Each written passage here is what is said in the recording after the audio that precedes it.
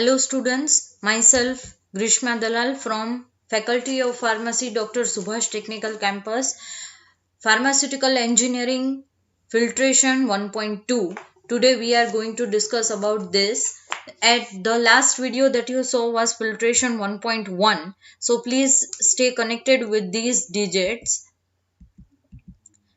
In this video we are going to focus on theories that are following the filtration process, right?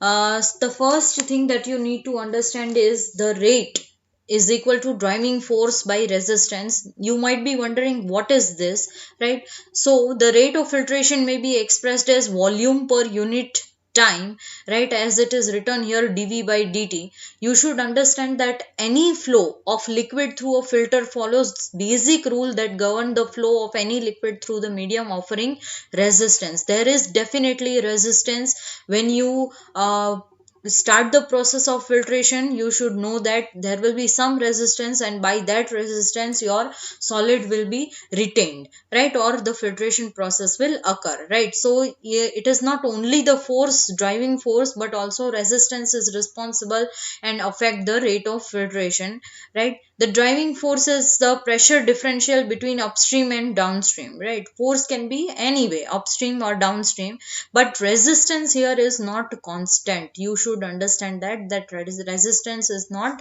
constant, right? It keeps on changing, it keeps on increasing with an increase in deposition of solid on the filter medium. Therefore filtration is not also a steady state. To understand it further, there we have your theories, right? These theories, like first one, that is most important, Poiseuille's equation. The filtration is similar to the streamlined flow of a liquid under pressure through capillaries. You can see here the equation is V is equal to pi delta PR raised to the power 4 by 8L eta. It's eta, right?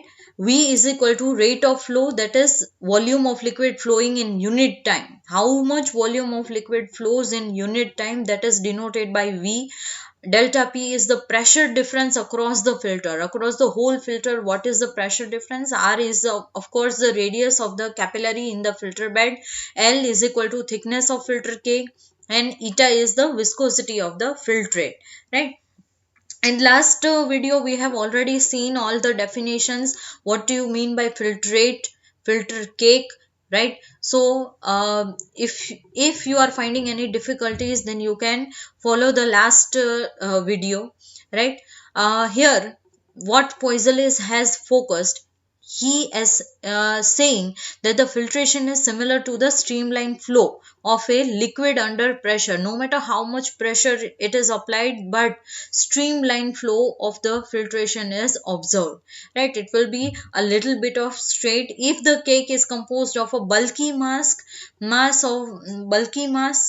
the liquid flows through the interstices, right, that is the capillary tube or any pores, then the flow of liquid through these may be expressed as a Poiseuille's equations. So in future, if you consider a filtration, right, via interstices, then it is perfectly well suited for Poiseuille's equation. Next is Darcy's equation. Capillaries found in the filter. The capillaries found in the filter are highly irregular and non-uniform. This is the most important thing to understand.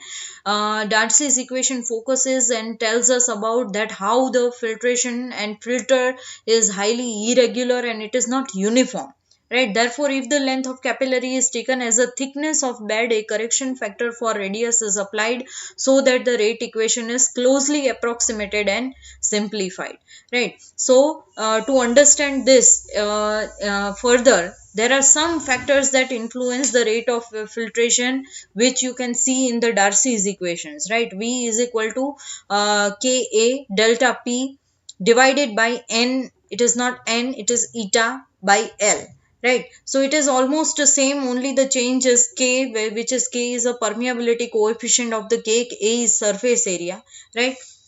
I repeat again the whole equation. This equation assumes that capillaries found in the filter are, capillaries is nothing but it can be, capillaries can be interstices, capillaries can be a hole through which the filtration occurs, and found in the filter are highly irregular. They are not regular, they are non-uniform. Therefore, if length of capillary is taken as a thickness of bed, a correction factor of radius is applied so that the rate of equation is closely approximated and simplified, right?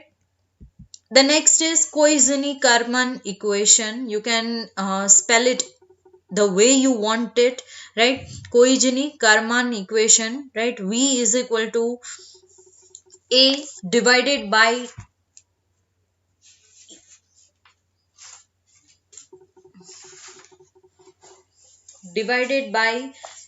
eta s square x delta p divided by KL, and it is again multiplied by